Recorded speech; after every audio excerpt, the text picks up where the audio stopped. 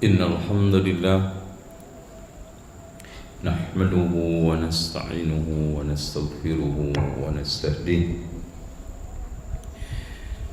ونعوذ بالله من شرور أنفسنا وسيئات أعمالنا من يهده الله فلا مضل له ومن يضلل فلا هادي له أشهد أن لا إله إلا الله وحده لا شريك له وأن محمدا عبده ورسوله قال الله عز وجل يا أيها الناس اتقوا ربكم الذي خلقكم من نفس واحدة وخلق منها زوجها وبث منهما رجالا كثيرا ونساء واتقوا الله الذي تساءلون به والأرحام إن الله كان عليكم رقيبا وقال عز وجل يا أيها الذين آمنوا اتقوا الله حق تقاته ولا تموتن إلا وأنتم مسلمون وقال عز وجل يا أيها الذين آمنوا اتقوا الله وقولوا قولا سديدا يصلح لكم أعمالكم ويغفر لكم ذنوبكم ومن يطع الله ورسوله فقد فاز فوزا عظيما فإن خير الحديث كتاب الله وخير الهدي هدي محمد صلى الله عليه وسلم وشر الأمور محدثاتها وكل محدثة بدعة وكل بدعة ضلالة وكل ضلالة في النار. Jamaah sekalian, kaum muslimin yang dirahmati Allah, sidang Jum'ah yang berbahagia. Pada kesempatan ini saya ingin mengingatkan satu hal yang prinsipil dalam kehidupan, terutama rumah tangga, yaitu pendidikan anak dan pendidikan pada umumnya. Kenapa saya katakan prinsipil? Karena siapa yang salah mendidik anak berarti telah merusak satu generasi manusia. Gak main-main. Ketika kita salah mendidik anak, entah anak kita sendiri atau anak orang lain yang dititipkan kita di sekolah atau pondok, kita telah merusak satu generasi manusia. Yang ini jarang disadari oleh seorang yang berprofesi guru. Mereka menganggap saya hanya kerja, masuk jam 7, itu pun kadang terlambat, pulang jam 4. Dia tidak paham telah memikul amanah yang sangat berat. Makanya kalau antum lihat, sejarah dunia pendidikan tidak pernah diremehkan oleh salafun salih. Lihat, kita sekarang baca surat Luqman sebagai tonggak prinsip pendidikan. Bagaimana Luqman al-Hakim, manusia biasa, hidupnya sebelum zaman Rasulullah, namanya diukir indah oleh Allah, bahkan jadi nama surah. Kenapa? Keberhasilan beliau dalam peran pendidikan. Padahal dia nggak kenal S2 loh Pak. Dan beliau tidak pernah mengenyam bangku sekolah. Tapi beliau punya prinsip pendidikan yang tidak main-main. Prinsip itu dibenarkan oleh Allah. Sehingga Allah mengatakan walaqad atayna Luqman, dikisahkan di dalam beberapa tafsir seperti Imam At-Tabari di dalam Jami'ul Bayan, Ma'alimut Tanzil oleh Imam Al-Baghawi, dan Al-Quranul Adim oleh Imam Ibnul Kathir, dan juga Abdurrahman Ibnu Hatim di dalam kitabnya Tafsirul Quranil Adim menegaskan bahwa dia adalah seorang budak, kila mantan budak. Lihat, yang asli dari daerah Sudan. Sudan itu semua daerah yang warnanya hitam. Ya, ada sekarang negara Sudan, Afrika. Tapi Allah Subhanahu wa ta'ala berikan walaqad atayna Luqman al-hikmah. Ini Pak, modal utama pendidikan, hikmah. Dan tidak dimiliki semua guru. Yang dimiliki guru sekarang apa? Hikmah lah. Yang dimiliki sekarang mental pekerja nyari duit. Makanya gagal kan pendidikan. Karena pendidikan yang tumbuh dari keikhlasan akan menembus, akan mengetuk perasaan paling dalam anak yang dididik. Hatta marah pun anak yang dididik nggak pernah sakit hati karena keikhlasan. Oleh karena itu di dalam suatu riwayat disebutkan ketika Luqman ditanya, wahai Luqman, kenapa kamu diberikan oleh Allah hikmah? Karena 3. Apa kata beliau? Adaul amanah, saya tunaikan amanah. Nah ini. Yang kedua, sidqul hadis, jujur dalam bicara. Wa tarku syai'in la ya'ni, meninggalkan sesuatu yang tidak ada gunanya. Ini sumber hikmah. Dan siapa aja, nggak harus Luqman toh. Siapa aja, termasuk guru, kalau punya itu, dan hidup ini adalah amanah. Bahkan Pak, semua ibadah yang dibebankan kepada kita itu amanah. Anak kasih contoh, puasa itu sudah habis azan mau qomat atau selesai qomat, masya Allah, ada daging sisa nyangkut di gigi kita. Antum telan? Enggak, karena amanah. Betul? Kita sujud, rukuk, kita baca nggak bakal. Ini orang baca nggak nih? Nggak ada. Kita membaca 50 kali, 10 kali, 3 kali sekali, nggak baca, nggak ada yang tahu. Kenapa saya baca dengan baik? Amanah. Ini yang membuat orang itu baik, Pak. Wasidqul hadis, kejujuran sekarang sudah mulai langka. Kedustaan menghiasi kehidupan. Bahkan dusta sebagai alat untuk hidup. Katanya orang itu kalau nggak dusta nggak bisa hidup. Yang ini fenomena telah disinyalir oleh Rasulullah sebagai tanda-tanda kiamat. Sayati 'alan nasi sanawatun khadda'at, akan datang tahun-tahun penuh penipuan. Yu'tamanu fiha al-kha'in wa yukhawwanu fiha al-amin wa yusaddaqul kadhib wa yukadzdzabus shadiq.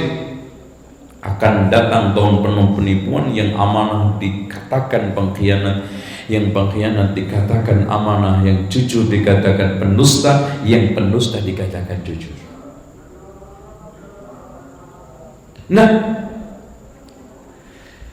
Allah meletakkan dasar utama sebagai seorang pendidik yang harus ditanamkan kepada dirinya, dan pada akhirnya anak didiknya adalah apa?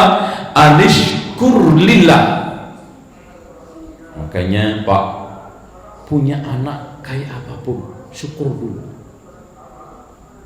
Mau ini kayaknya kurang pinter, lebih pinter, ini kendung, nggak ada.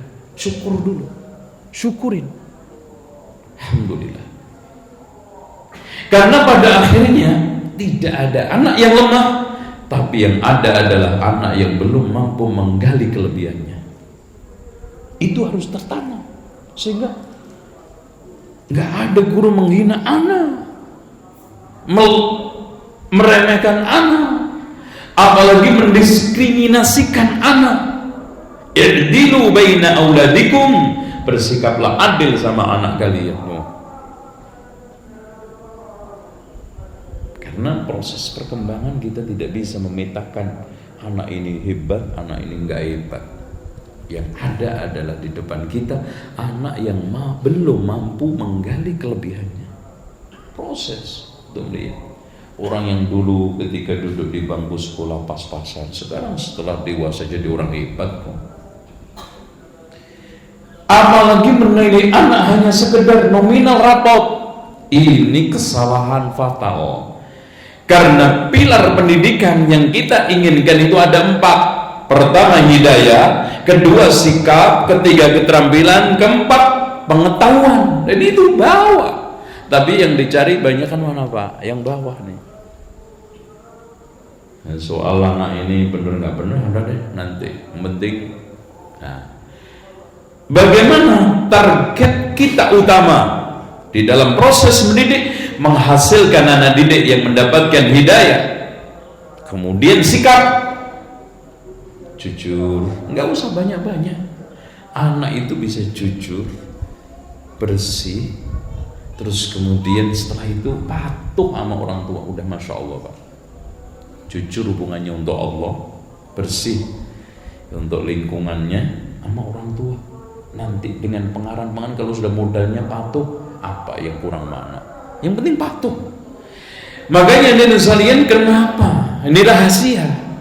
Kenapa anak umur 7 tahun sudah diperintahkan sholat padahal belum balik dan belum wajib sholat menurut kesepakatan para ulama, ya kan? Kenapa? Rahasianya orang tua disuruh sejak dini mengetahui anaknya ini udah patuh belum. Jangan-jangan ini anak nanti ngeyel sama saya. Tes dulu. Tes Pak, umur 7 tahun. Kita harus tahu dulu, ngetes. Jangan-jangan anak ini suka ngelawan, bandel, nanti menentang orang tua, membangkang Allah. Tes dulu. Ayo sholat. Alhamdulillah kena. Sama Allah patuh, sama orang tua patuh, subhanallah. Itu rahasia. Wa man yashkur fa innama yashkuru li nafsihi wa man kafara fa innallaha ghaniyyun hamid. Wa iqala Luqman, ini mulai beliau menanamkan pendidikan. Ketika Luqman al-Hakim menasihati anaknya, membimbing, mendidik, mentarbiyah anaknya, wa huwa ya'idh. Hadirin sekalian, wa'adha ya'idhu itu lebih dalam daripada rabba yurabbi. Wa'adha ya'idhu itu disertai dengan ketulusan, keikhlasan dan ilmu.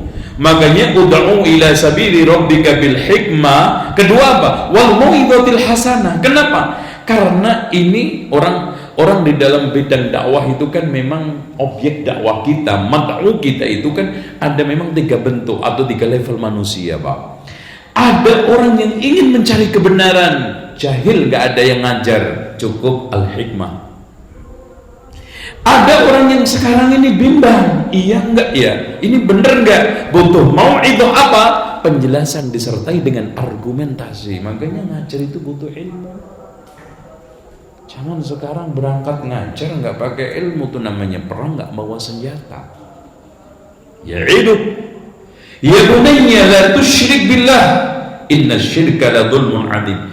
Ditanamkan yang paling pertama kali adalah akidah. Dan dikenalkan syirik. Coba apa? Lihat rahasia.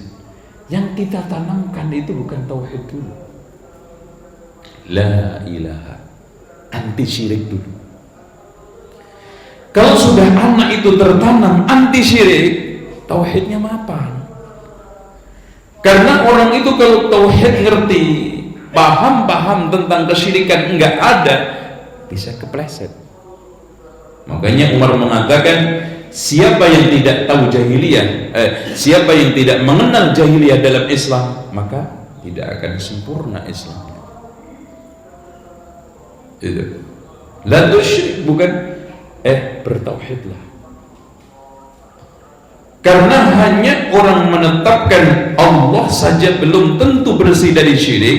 Tapi kalau la ilaha anti syirik illallah, lurus, kuat.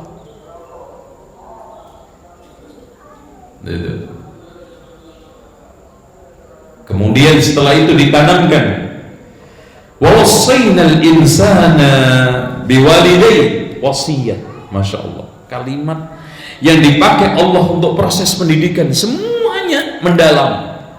Mau'idhah, wasiat. Antum dengar kalau kalimat wasiat itu dipakai apa? Rasul ketika memberikan mau'idhah yang begitu dalam sampai membuat sahabat menangis, mereka mengatakan apa? Ya Rasulullah, ausini, usikum bitaqallah was-sam'i wat-tha'ah wa in ta'ammara 'alaikum 'abdun habasyiyun. Nah itu kan wasiat. Wasiat kenapa diberikan? Karena ini terkait masalah paling sensitif, yaitu hubungan anak sama orang tua. Nah ini diingatkan. Makanya ini metode tarbiyah. Bapak kalau ingin membentuk anak itu birrul walidain, ingatkan susahnya orang tua. Lihat nih Al-Quran, hamalatuhu ummuhu wahnan ala wahnin.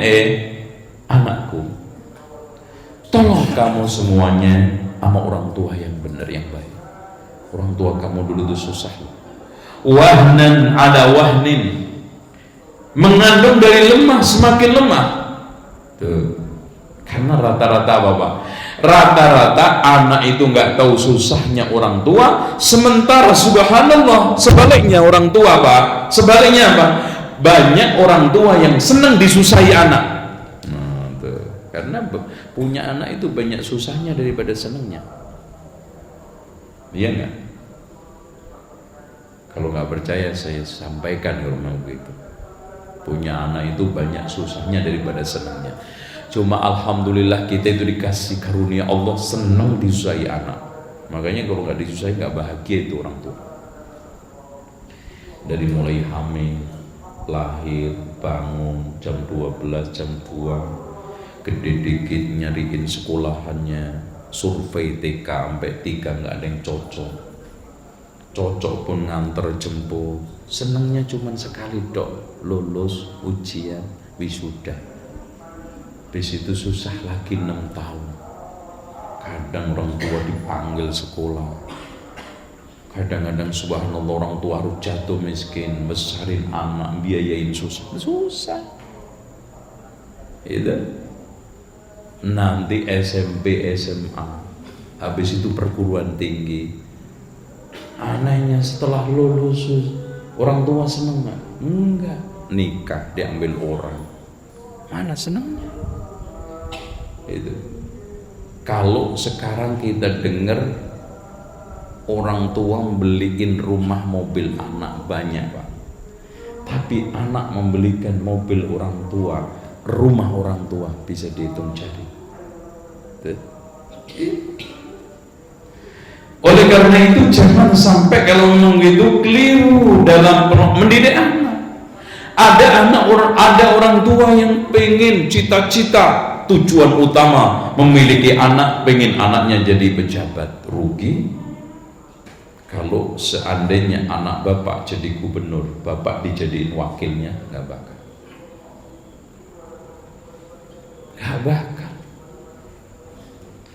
Kalau seandainya anak bapak jadi polisi atau jadi TNI bintang 3, bapak dikirim bekas topinya buat apa juga? Buat kondangan, nggak lucu.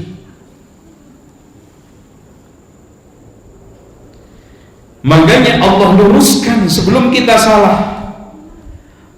Rabbana hablana min azwajina, proses nikah udah selesai, hasil pernikahan wa dzurriyyatina qurrata a'yun. Nah, itu tujuan utama waj'alna lil muttaqina apa? Imama. Itu yang nggak meleset, Pak. Itu yang nggak rugi. Kita punya anak yang bertakwa.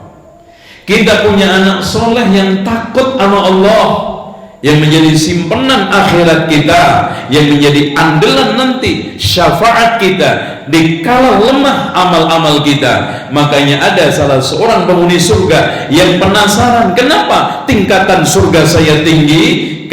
Dikatakan kepadanya, bistighfari waladika laka, karena istighfarnya anakmu kepadamu. Lihat, itu Pak yang kita cari. Dengan demikian, di sini jangan sampai keliru, karena memang punya anak itu banyak susahnya, tetapi orang tua alhamdulillah dititipin rahmat oleh Allah, senang disusahin anak. Ya, kadang sebagian anak juga diuji oleh Allah. Kata Allah, mungkin orang tuanya di sini masih kafir, ngajak kafir jangan turutin, tapi wasahibuhuma fid dunya ma'rufa, pergaulilah di dunia ini dengan cara baik. Nah itu, makanya muamalah dunia tetap jalan. Kesesatan orang tua, kekafiran orang tua tidak menjadi alasan untuk memutuskan silaturahmi, kan? Tuh, apalagi muslim hanya ada penyimpangan kafir aja nggak ada alasan untuk memutuskan. Kemudian yang ditanamkan oleh Luqman berikutnya adalah, ya bunayya innaha in takum mithqala habbatin min khardalin fatakun fi sakhratin aw fis samawati aw fil ardi ya'ti biha Allah. Wahai anakku, kalau seandainya kamu punya amalan, amalan itu hanya sebesar biji rumput yang mungkin ada di padang pasir. Coba cari biji rumput di padang pasir, ketemu nggak bagi kita? Di kedalaman atau di langit, Allah bakal datangkan. Maksudnya kita tanamkan muraqabah. Karena ternyata hadirin sekalian, banyaknya penyimpangan, dekadensi moral. Bahkan kalau kita lihat banyak orang-orang yang melakukan berbagai macam kemaksiatan, kurang didik, ngontrol diri sejak kecil bahwa dia itu sebetulnya diawasi Allah. Kalau ini udah tertanam sejak kecil, Pak, nggak perlu waskat, nggak perlu macam-macam polisi, TNI dan berbagai macam pengawas-pengawas. Kerja saya diawasi Allah. Saya tertanam, faman ya'mal misqala dzarratin khairan yarah wa man ya'mal misqala dzarratin syarran yarah. Masya Allah. Makanya kata Rasulullah SAW, Allah itu memiliki 99 nama. Siapa yang menghitung masuk surga. Maksudnya menghitung adalah menjalankan konsekuensi di dalam hidupnya. Terus kemudian kita tanamkan, ya bunayya aqimis sholat, sholat.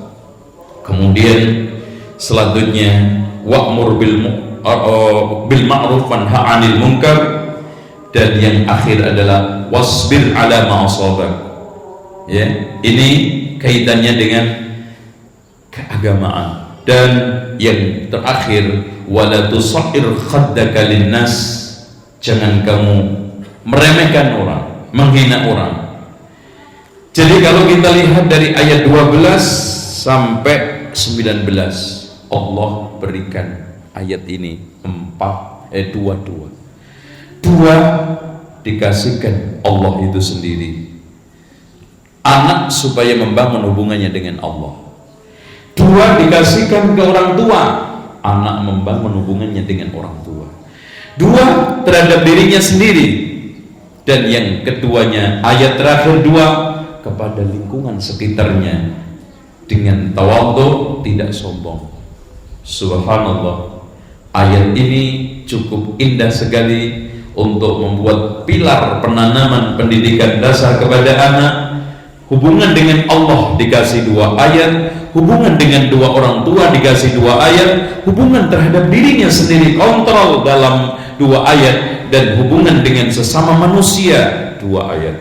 Dengan demikian insya Allah anak yang kita lahirkan, yang kita asuh, yang kita besarkan, dewasa menjadi anak yang baik. Wallahu a'lam bishawab.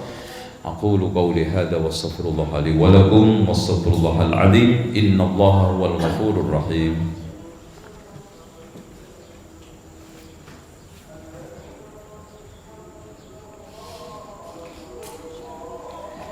Alhamdulillahirabbil alamin wassalatu wassalamu ala asyrafil anbiya'i wal mursalin Muhammadin wa ala alihi wa sahbihi ajma'in walhamdulillahirabbil alamin. Allahumma salli wa sallim ala Muhammadin wa ala ali Muhammad kama sallaita ala Ibrahim wa ala ali Ibrahim innaka Hamidum Majid. Warda Allahumma 'anil khulafa'ir rasyidin Abi Bakr wa Umar wa Utsman wa Ali wa 'anil sahabati wa tabi'in tabi'in bi rahmatika ya arhamar rahimin. Allahumma ighfir lil muslimina wal muslimat wal mu'minina wal mu'minat al ahya'i minhum wal amwat. Allahumma arina al haqqa haqqan warzuqna ittiba'ahu wa arina al batila warzuqna ijtinabah. Rabbana hab lana min azwajina wa dhurriyyatina qurrata a'yun waj'alna lil muttaqina imama. Rabbana ighfir lana wa li ikhwanina alladhina sabaquna bil iman wa la taj'al fi qulubina ghillan lil ladzina amanu rabbana innaka ra'ufur rahim. Rabbana atina fid dunya hasanah wa fil akhirati hasanah wa qina adzaban nar. Ibadallah, innallaha ya'muru bil 'adli wal ihsan wa ita'i dzil qurba wa yanha 'anil fahsya'i wal munkar wal baghi ya'idukum la'allakum tadhakkarun wa la dzikrullahi akbar. Aqimis shalah.